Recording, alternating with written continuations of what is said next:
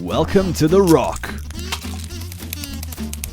We hope what you watch today inspires you. And we'd love to hear your questions and comments via Twitter at The Rock of York. You can also find us on Facebook or contact us through the website at www.rockofyork.co.uk. In the meantime, let's crack on. Come on, aren't you glad he doesn't mark your transgressions? Come on. I know that's a bit of an old-fashioned word. All it means is the stuff you do that you're even embarrassed about yourself. Right? I don't know. I wish you'd all get a bit more excited about grace. Grace is amazing. We've sung about it. I think I mentioned it last week. Familiarity breeds contempt. I don't know whether we should have kept as a church beating you on the head all the time about what you should be doing and how much you need to live up to certain requirements. And, if you do this, it'll all be all right. But instead we said, no, you're free. And it's almost like that freedom has made you think, oh, well, in that case. See, I still can't get any response from you. Well, in that case, it's really weird because this is not an excuse. I'm just sharing my heart. We've had such a busy time this last few weeks with all that we've been doing for the grotto that sometimes, I'm aware that your brain space just gets so totally jammed that you think, ooh, what? You can't sort of think a thought. And it was interesting. I've got a whole bunch of stuff written down. And I said to Jenny, none of it links together. I mean, none of it has any sort of lovely thread that takes you to a lovely conclusion. Wouldn't it be nice, And yet, when Beth got up, it was so amazing. The one thing I loved about that clip was the President of the United States starts off in his wonderful, whatever you call it, speech, and he gets distracted because there's somebody over there that he looks at, and he gets distracted, and I'm thinking, yeah, that's me tonight. I think, how did she know that that's what was going, on in my mind? And I can't remember the other thing that was interesting about it. It'll come back to me later. But anyway, a lot of the things I'm wanting to say tonight are probably very disjointed. So will you hang with me? Do you believe that God speaks through different elements? And I don't want to make what I'm doing now any more important than anything else. I know history would say that this is the preach. You're preaching the word of God, and therefore this is very important. I'll be honest, my journey has taken me to the point where I don't put extra weight on this anymore. Yeah, this might be a little bit of a talk, but I believe everything that we're doing is contributing to people's lives. Whether we're back in the grotto, in the kitchen, it doesn't bother me whether I am slicing chicken or I'm here now. Now, some of you might say you don't think that's the truth. Actually, I would say that I probably feel more comfortable in the kitchen slicing chicken. Would you believe that? I really do. Because I don't take to this as easily as some of you think that I do. But I do believe I have some thoughts. I thought Jenny did a lovely job last week. I hate it I've been hurt terribly in my life by people accusing me of being sort of they've accused me of, when I speak, it's psychobabble. And some people who were supposed to be my friends have said that, and that was very hurtful. But when you look at the Bible, whether you like it or not, there's a whole bunch of psychology in there. And it might be using slightly different words, but it's in there. There's a whole bunch of sociology in there. There's a whole bunch of theology in there. There's all the ologies. And we must never get away from the fact that the way that we are formed as people, we're mind, that's the psyche. Did you know that the word psyche just literally comes from mind? It's a Greek word. So when it's psychology, it's just meaning what's going on in your head. It's really profound, isn't it? What's going on in your head? And when Jenny was bringing that last week and she was talking about the things that affect our normal, I love that. Come on, be honest. How many of your normals have been absolutely... Better be careful what I say. And I love the fact that stress is basically the body's reaction to the disequilibrium. So normal is when we're, everything's, I like it. Oh, yeah, this is all right. I understand this. I know this. I'm happy with this. But then something happens. Now, whether we like it or not, there's stuff going on in our lives all the time that are incredibly stressful because it's challenging that normal. And we like normal. We like same, don't we? Like things to be the same. And it made me think about the whole thing of post-traumatic stress syndrome. I'm thinking to myself, well, this last 12 years, I've suffered from that so badly. And I'm not trying to be clever. There's a lot of you here. There's stuff happened in your life that has been so traumatic. We see, what's a trauma? A trauma is something that challenges our view of what we think ought to be. That's really all it is. Think about the normal. We're living in a normal, everything's going all right, and then we get a trauma that literally challenges of what we think should be. I'm trying to just flow here tonight. You lost your brother. Challenged what you thought should be. It's a trauma, isn't it, Claire? Horrible. How do you deal with that? And I'm not just picking Claire out. That's an obvious one, if you see what I mean. But we all go through stuff that's traumatic. And so you get this term called post-traumatic stress syndrome.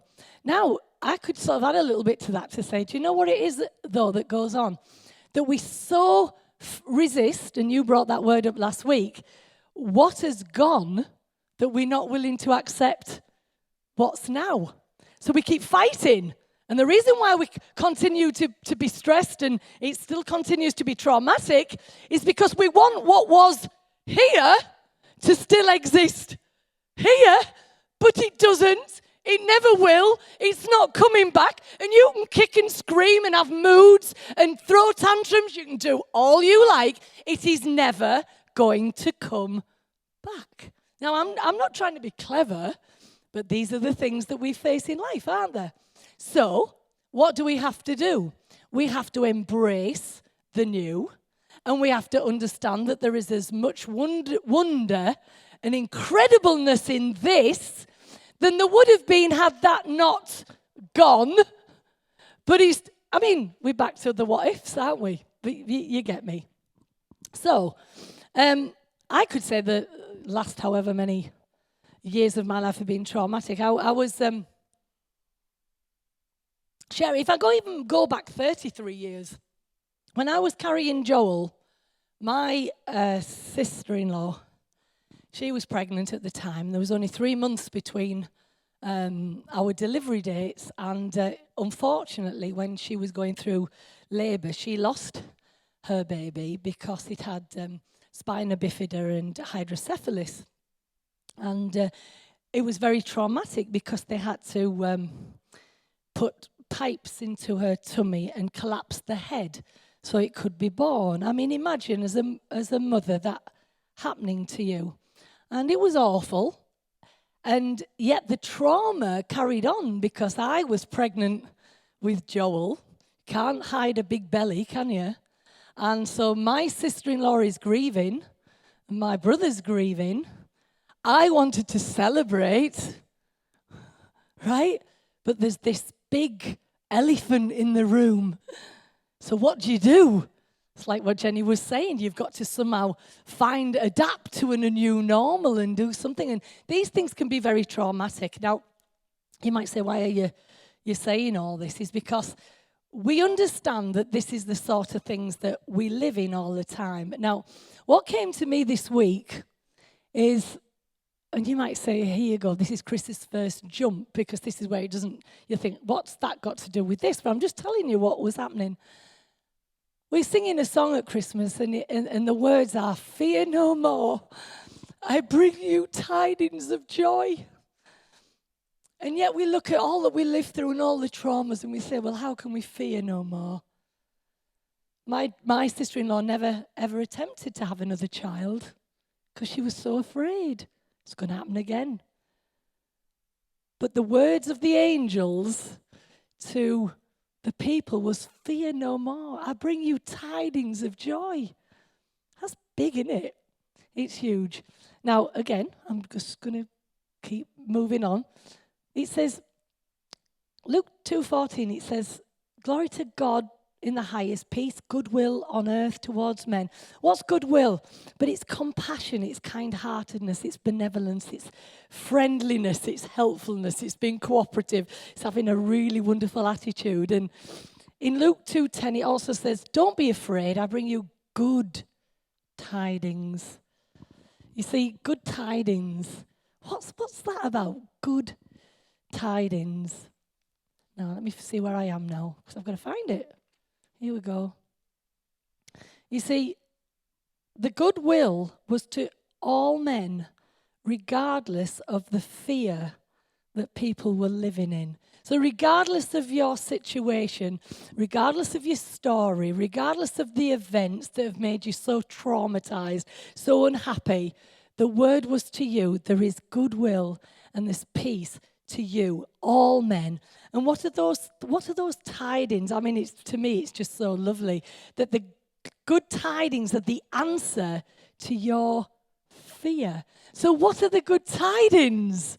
And you see, we're so dominated by fear. Think about it. Just this last week, I've been so frightened about so many things. I've been frightened about my health. I've been frightened whether I could make all get all the jobs done that needed to be done. I'm thinking, can I do it? Can I juggle this? Can I juggle that? Fear. It's fear. There's a fear. But those good tidings that come to us are the answer to that fear. Now, why? It's not that it actually means that none of this trauma is going to happen. But it actually means that what God is saying, He's saying, I get you. I understand. I know all that's going on in your life. And you know what? It's okay. I get you. It's amazing. I know how your views of life have been formed, and I understand. Now, you see, when we really have fear, have you noticed how it really gets in the way of our relationships and stuff? It does, doesn't it? We begin to be quite, we feel threatened, and stuff happens, and fear immediately rises up. And yet, what was in that wonderful word from the angels to the people was, it's good tidings, regardless of what has happened to you, what has happened to your story. Now, there's something that I think is wonderful, that God knows that you're doing your best regardless of all your traumas. That's the good tidings. He knows that you're doing your best. He knows that everything that's happened to you has created a particular view of the world, of how it is.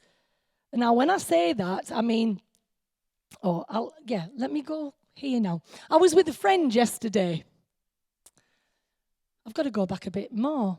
Gary Mack came a few months ago from Australia. And he was talking about the something. Come on, what was it? Johari window. Thank you. Let me find me. And he asked a question. He says, is it fun being you? Do you remember? You remember, Stuart? Whoa, hey. He remembers. Whoa. I must be honest, I hated that. Because I immediately said, no, it's not. It's not fun being me at all, because I'm aware that, well, first of all, there's two me's. Do you know there's two yous? Or are you going to say, no, I'm authentic. I'm real. No, you're not. You're real sometimes, and you're fake the rest. When I say fake, I'm meaning there's a you that you have evolved into that is the result of all your traumas.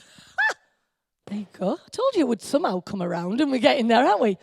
And because there's this you that's the result of all your traumas, you tend to operate in that in order to survive. You see, there is a point that the evolutionists are slightly right, that survival comes because we evolve. Now think about it. If you're a little kid and you have a mother who is incredibly strict, how is that child going to survive? It survives by finding a way to please its very controlling parent, its mother, and keep that, what's called the something other. I forgot the word now. Anyway, the boss. Keep them happy in order that they may feel safe and secure. But the mechanism that they've chosen in order to feel that way isn't really them. It's what they've had to create to feel that way. Now, is this making sense? So there's two yous. So you see, I'm still thinking Gary Mack, okay, it sounds right, good that. But which you are you talking about? Is it the you that we've evolved into because of survival? Or is it the real me who screams, stop, I want to get off, stop the world, I want to get off, I've had enough? See, none of you want me to be that. Now, you'll get why I've come here in a minute, because you see, I was with this friend yesterday who came from Nottingham to see me. And I'll have to keep going back. Gary Mack had this box, and he says, there's a box that says, there's the you that people see, but you don't. The bit where you're blind to who you are, but everybody else sees. And you were all laughing because I heard you when that came on. You're going, and yet, if anybody dares tell you you're something that you don't think you are, you hit the roof. Because I've tried it. It was a nervous laugh. Thanks, Joel. You're very honest. Right, you following me? None of us like to be told the you that someone else sees. And you don't. Why? Because you see, we think that with this other self that we've created for survival, but somebody's saying, you're not really that at all. Am I making sense? So back to my friend. We're in town yesterday because she wanted to come and see me, and I'm thinking, where on earth do I fit this person coming to see me? And in all honesty, I'm not really good at that, because I am wrong. I'm telling you right now, I'm wrong. This self that I've created is all about doing what I think is right, i.e. church and obligations and stuff. But when it comes to other things that I think I might want to do, I think, oh no, but not. Anyway, the story goes on. She wanted to see me. She wanted to come and see the grotto. So I'm thinking, well, where on earth do I fit that in? So I said, right, okay, the 4th, yesterday, come, and I'll be able to take you through the grotto, because the grotto will be finished. See, I'm already thinking, finished. And then I'll have a little bit of time, bit of relaxation. I'll get with you anyway. So anyway, I picked her up at the station at 10:30. You might think, Chris, what on earth are you going on like this for? Hang with me. I hope it's going to make sense. Picked her up at the station, and I brought her through the grotto, and I was so excited. I felt really good showing her all that we're doing, and she was thrilled, and this, that, and the other. And then we headed down into town for this lovely girly time. Well, it nearly killed me. It nearly did me in. Now, I'm not looking for brownie points. I'm just trying to be honest with you. Is that okay? It nearly killed me. Why? Because all the time I was with her, I'm thinking, I should be somewhere else. I should be somewhere else. I can't be here. There's things I've got to do. I can't be here. So she's talking to me, and it's going like this. And I'm thinking, I'm supposed to be listening, No, I'm just being honest, because I could not relax, because I felt I needed to be somewhere else. Isn't that just, awful? Anyway, the day went on. It was nice, but boy, was it long. Woo! And I love this. Oh, do you know, listen, I'll be really honest. And Pauline, if you're listening right now, thank you for letting me share, because honestly, I think this is going to be helpful to the people. The point was, it was just so long. Because I couldn't let myself relax because the real me wanted to be there, but the idealized, the one that I've created, couldn't be because I felt that I needed to be somewhere else. Anyway, let me get back on track. Anyway, so we sat in this cafe, and she's been a lovely friend to me. She suddenly says, she says, I need to tell you something. I says, okay. She says, you need to love yourself more. Hello? I love myself. I'm all right. Because you see, I associate loving, or should I say not loving myself, with being very depressed, very down, very, this. So I'm thinking, what else? I look at you, she says, and you just do not love yourself. And I'm saying, what? She's telling me something that I don't want to hear, because in order to do that, I'm going to have to, whoa. Is this making sense? Okay, so you see, my worldview has been created that certain things are important and other things aren't. So yesterday being with my friend, which was probably more important for me as an individual, in the sense she wanted to speak into my life and help me, it was to me like, no, that's not important. I need to be doing, are you getting me? I hope you are, because I'm wanting to help you. You will not have the story that you have will not be like mine. So please don't come and say, oh yeah, I get you, 'cause let God speak to you now and say how it works in your life. Do you see what I mean? So anyway, let me carry on. So she's saying to me, she says, do you remember? Now, we were young people together. I always thought she was way older than me, but she's only 3 years older than me. So I always thought she was way older. She suddenly says to me, she says, do you remember what we were taught in Horden Church? Well, Horden Church was the place where my dad first went to minister. And it was funny, we sang Joy to the World, the Lord is come. But she says, do you remember what joy stood for? It was so funny. I laughed because it was Jesus first, and then he went to the why. Yourself last, and others in between. And I'm going, yeah. She says, well, it's wrong. It's not. Because, see, my worldview, Jesus first, yourself last, others in between. So, of course, this is the story. Why was I feeling so anxious being down in the town? Because at the end of the day, I was, in essence, putting myself first, being with my friend in town, because I should have been doing something else. Is this making sense? So, and then I just thought to myself, well, if that is my worldview, now worldview, all that means is the way that I think, the way I process, the way I live. Is it any wonder that when she says to me, you need to love yourself more, that I don't? Because at the end of the day, I was taught Jesus first, yourself where? Last. And that's how I operate. So why was it I had so much stress going on? Was because I had reversed the situation. I was putting myself... I hope I'm making sense. There's another thing she said. And do you remember, she says, we had Mrs. Hall. This is my mother. She called her Mrs. Hall. Mrs. Hall always used to say, you never say no. And that is true. Now, I've got to clarify that in this generation, haven't I?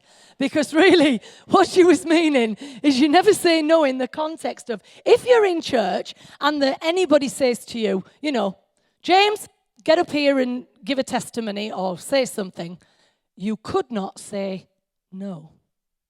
Oh, Francesca, you'd scream, wouldn't you? Because it was, you just had to do it. And she sat there telling me, she's saying, I remember I was made a Sunday school teacher at 12. And at 15, she preached her first sermon. Isn't it funny?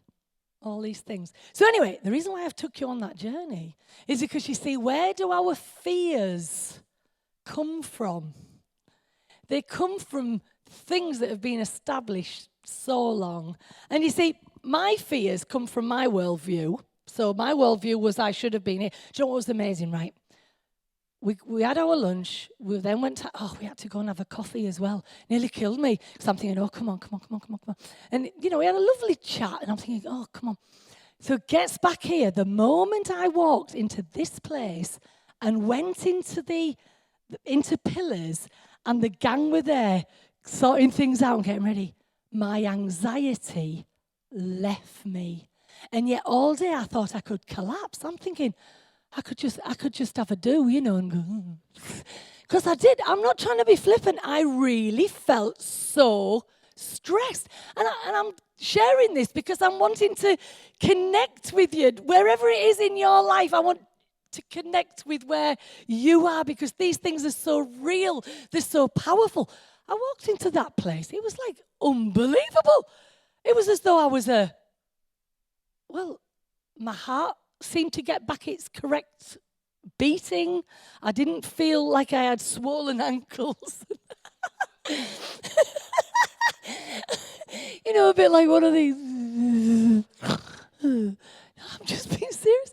It was amazing. Why? Because I'd come into the realm, the arena that I understood was me, but was it really me? Or is it the me that I've come to? Oh, I hope you're getting this. I know this is a bit complicated. I'm just trying to help you. Now, we have issues with one another because those fears all the time are being triggered. Like Jenny said last week, they're being triggered. So, for instance, my worldview, your worldview, they are different. Why? Because of your traumas and because of my traumas, we've come up with a way of being. But then all of a sudden, we're trying to achieve something. Oh dear, we're trying to achieve something. I'll tell you who's going to achieve it the best. Me, because my worldview is better than your worldview. And so what do we get? And isn't it awful? Isn't it just so sad? Are you with me? Come on, be honest. Husbands and wives, come on. Friends. So I'm back to the angels talking about peace and goodwill to all men. Can you see how goodwill is the thing that says, you've got your story, you've got your traumas, I've got mine, and I will allow you to have yours, and you allow me to have mine. And what happens is that goodwill, that cooperation, that gentleness, that kind-heartedness works to bring you to a point where what needs to be achieved gets achieved. Now, I hope this is making sense. Now, I just want to say one thing, and then I'm going to finish because I think I've said enough. And I'm sorry if it's all been very disjointed, and like I say, I hope something of it gets to you, right? All I know is that my life is better, and I put this out on Twitter the other day, when I assume people are doing their best. Should I say that again?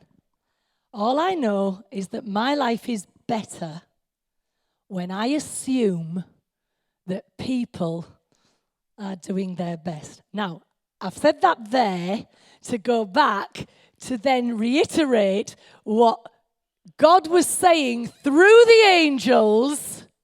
He is actually saying of all of us, it's better for him if he assumes that you are doing your best. Isn't that good tidings of great joy? And I don't believe it's the Jesus first, yourself last, and others in between. I think the joy is, and it was funny because Elle the other week said, do what you love. Oh, it was great. And I said, right, I'm off home.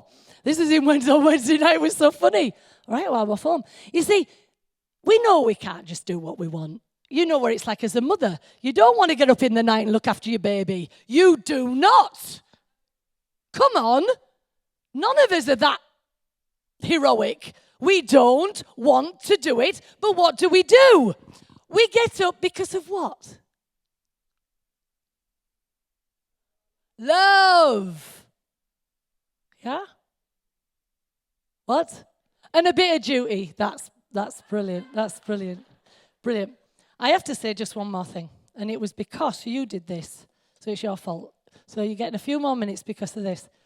It was interesting that Beth had talked about how when you're younger, there are certain things that have to be in place, but when you're older, you sort of let go of them. This is amazing, because when I was down there, I just thought, I can't believe she's said this. But I was struggling this week with the whole thing of, there's a scripture in the Psalms, I think it is. You can come and look at my notes. They're so unreadable. I mean, I'm hardly able to follow them. But it says, the fear of the Lord is the beginning of wisdom, right?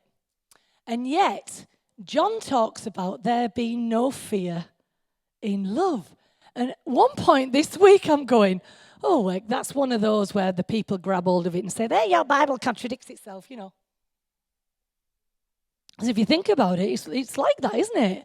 You know, what are we supposed to be? Should we be afraid or shouldn't we? The fear of the Lord is the beginning. And so people have said, okay, well,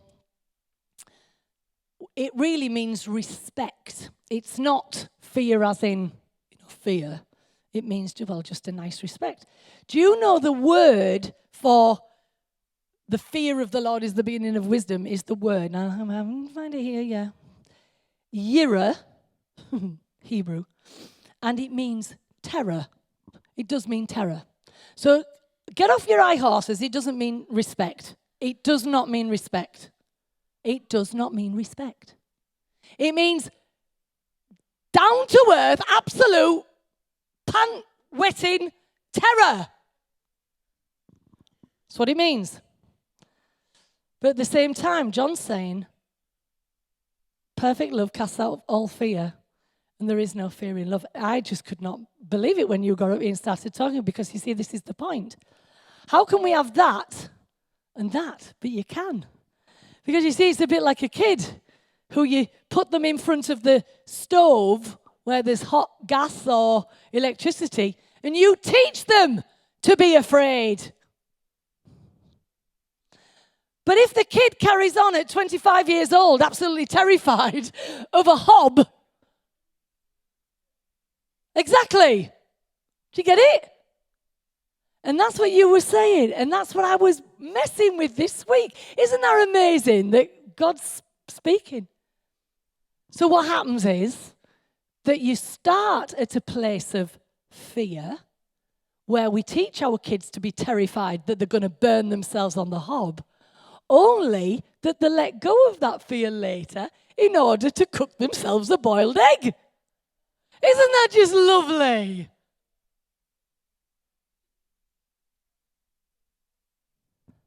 So where am I? Behind all the hate that's in the world is fear. Fear. I fear your worldview, you fear mine. We rub each other the wrong way because you don't do it like me and I don't do it like you. It's fear, isn't it? Now, at this level, we don't have a problem.